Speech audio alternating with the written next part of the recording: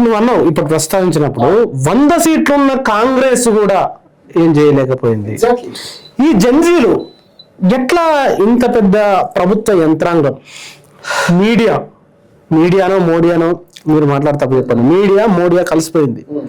Social media IT cell, WhatsApp university, తర్వాత వాళ్ళు కొన్ని ఇన్ఫ్లుయెన్సర్లు లేరు. మరి ఇంత పెద్ద పద్మవ్యూహం ఎట్లా ఛేదించరు జంజీ యూత్?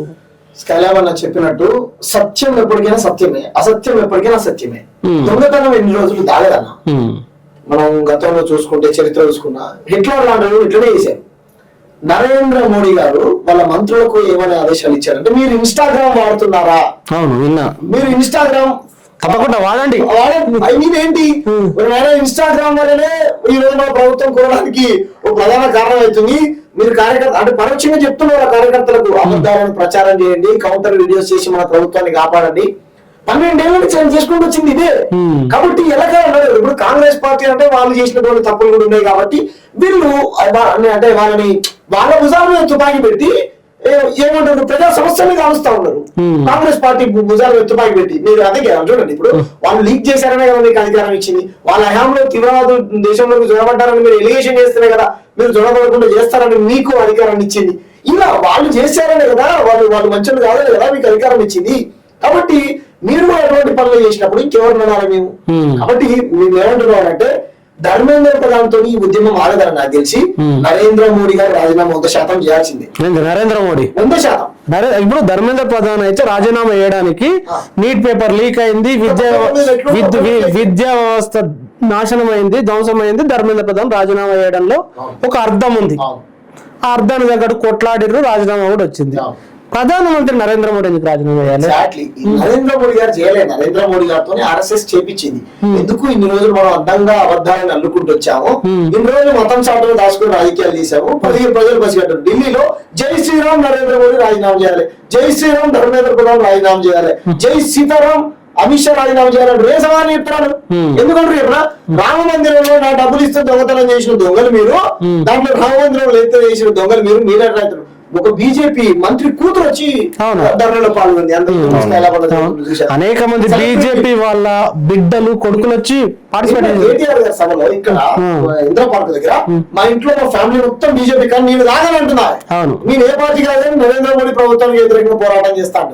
కాబట్టి ఈ దేశంలో అన్ని వర్గాల ప్రజలు నరేంద్ర మోడీ గారి పాలనని అసహించుకుంటా ఉన్నారు. దళితుల పైన దాడులు, గిరిజనుల పైన దాడులు, ఆదివాసుల పైన దాడులు, మైనార్టీలది ఇంకా చెప్పక్కర్లేదు. వాళ్ళ పేరుంది కాదు, వాళ్ళు పాకిస్తాన్, ఆఫ్ఘనిస్తాను, ఇంకా వాళ్ళు ఒక రకమైనటువంటి భయంలోకి వెళ్ళిపోతారు. వాళ్ళ పైన దాడులు జేఎన్జీ యూత్ అన్ని పసిగట్టారు. కులం మతంతో. అందుకే అభిజిత్ దీప్కే అమెరికా నుంచి ఎయిర్పోర్ట్ దిగగానే, విమానం దిగగానే అంబేద్కర్ ఫోటో ఇలా పట్టుకొని కిసికు బి హిందూ ముస్లిం లబడసే నౌకరీ బి ఆయా అన్నాడు. అంటే హిందూ ముస్లిం పంచాయతీతోని ఈ దేశంలో ఏ హిందూకైనా ఏ ముస్లింకైనా ఒక నౌకరు వచ్చిందా?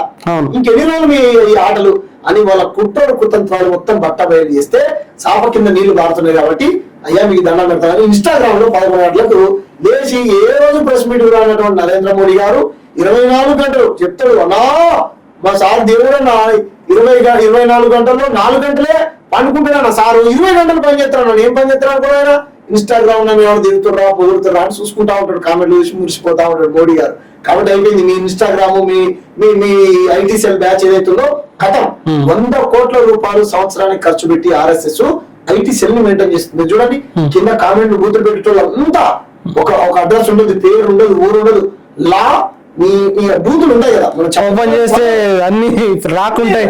ఒక ఈ తెలంగాణలో 4-5 మహిళా జర్నలిస్టులు ముసుగులో వీళ్ళు పెద్ద స్వతంత్ర సమరయోధుల ప్రకాష్ రాజును పట్టుకొని పాకీ రాజు అని ఆయన నుంచి దేశభక్తుడు ఆయనను పట్టుకొని ఎలాగా అభిజిత్ దీప్కే గాడు అంట లీక్ చేసినాడో గాడు, లేదా పోరాటం చేసినాడో గాడు. అంటే వీళ్ళ వైఖరి చూడండి ఎవరు వైపు ఉంటారు వీళ్ళని.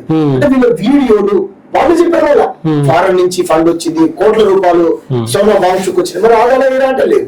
బంగ్లాదేశ్ పోయి వచ్చిన తర్వాత అంటే సోనం వాంగ్చుక్ గారు పుల్వామా అటాక్ జరిగిందంట, సారీ పహల్గామ్ అటాక్ జరిగిందంట. మీరు చూసారా?